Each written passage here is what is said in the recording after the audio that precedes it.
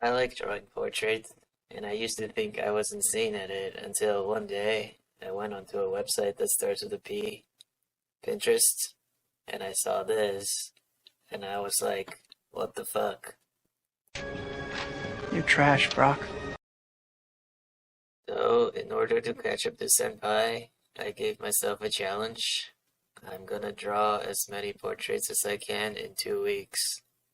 Now, you might be like, why 2 weeks and not 30 days like most challenges? Well, because fuck that. I can't draw the same thing for 30 days straight.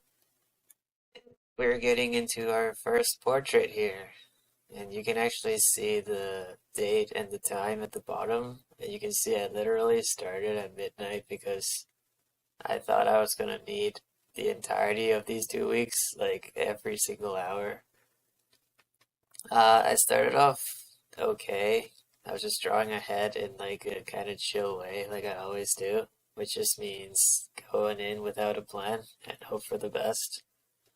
This one wasn't terrible. I was actually feeling pretty good at this point. I was like, am I gonna have to make a shitty drawing like on purpose just for the thumbnail? But you're about to see, I'm perfectly capable of making trash drawings just naturally. This is what the models of this photo looks like, by the way. So if she wants to sue me, that would be justice. So that was terrible, but it made me realize I needed to go back to the basics. So let's look at the basics of lighting. Here's a ball, and if we had to shade this bitch, what would we do? Well, we first pick a light and put the shadows in there. Now we have a two value block in, which is great, but we need more. So here comes the halftone, which is still in the light, but they're facing the light less, so they're a little bit darker, but they're still brighter than the shadows. That's very important. If you make them as dark as the shadows, things are gonna go to shit. And then we need the reflected light, which is the light that hits the floor and bounces back up at the ball. Even though it's called the reflected light, it's still part of the shadows, so you need to make sure it's darker than everything in the light, including the halftones, or else it's gonna go to shit. And finally, we need the ambient occlusion. Ambient occlusion just means like the dark areas that no light can get in, so it's like extra dark even inside the shadows. An example of ambient occlusion would be like your nostrils or your asshole. And you can see once I put in the ambient occlusion, the ball really starts to separate from the floor. Back to my drawings, I started to organize my values the same way I did with that ball, starting with the two values block in, and then adding the halftones and the reflected light. And immediately I started getting better results. So here's the drawings from the first half of day one. I say first half because there's more. Yeah, I went to do more because I was gonna wait till day two, but I was feeling motivated. Also, it was the weekends and I have no friends, so why the fuck not? I tried my best to stick to the process, and at this point, I would do like the block in with this flat, blocky brush, and then after that, I would switch to a soft, round brush to finish things off. It's not really what I'm used to doing, but I thought the blocky brush would make some interesting shapes naturally, so I went with it, and it's okay. That's the second half of day one, and we're moving on to day two.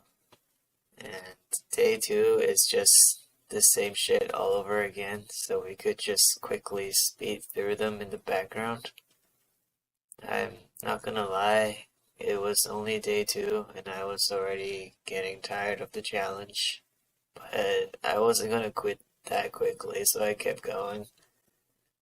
But I don't know if you can tell when it's sped up like this, but I was already losing patience. I was just making marks at random at some point, and uh, I started switching back to just the hard round brush because it was the more comfortable brush for me. That blocky brush just, it kind of sucks.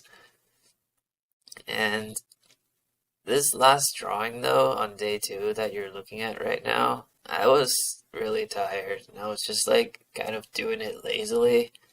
But it actually turned out to be one of the best ones throughout the challenge. I like this one the most. I think I activated something within myself when I was doing it. And it actually, it inspired like the theme for practice for the next couple of days, which is brush economy. If you ask an artist who's your favorite painter, many would say John Singer Sargent. And if you ask them why, they might be like, because bro had great brush economy. But what does brush economy even mean? Well, here's the definition from Google. An aesthetic optimization protocol whereby an artist deliberately minimizes the total quantity of deliberate pigment applying gestures or brushstrokes to accomplish a given pictorial representation, thereby maximizing visual impact through judiciously applied sparsity rather than through superfluous and redundant chromatic layering. So, in English, it just means just be lazy and finish your painting with as few brushstrokes as possible. Now, you might be wondering, how's that a good thing? And this is where someone might come out and be like, it's because less is more. No, I think less is less and more is more, but it's just that more doesn't mean better. If painting is a language and brushstrokes are your words, then making a lot of brushstrokes that doesn't help your painting is like being a politician. You say a lot of words, but they mean fuck all. And being an artist with good brush economy is like being a poet that can express a lot with very few words. Now, just because you paint with less brushstrokes doesn't mean you can paint like Sargent, but practicing your brush economy can force you to try to communicate more with less, and it can give your work a kind of artistic swagger that the other scrubs don't have. There's also the confidence factor as well. A big, confident brushstroke is generally better than a bunch of little marks that seem unsure of themselves. It's like being in a nightclub and going up to a girl and you stumble all over your words versus going up to her and just being like, hey, do you wanna fuck? By the end of day 4, I wanted to die, but instead of dying, I drew more heads. And I would just go on and repeat this process for the rest of the challenge, except for day 10 when I finally took a break. I can't even talk anymore, so let's just speed through the drawings until the final one.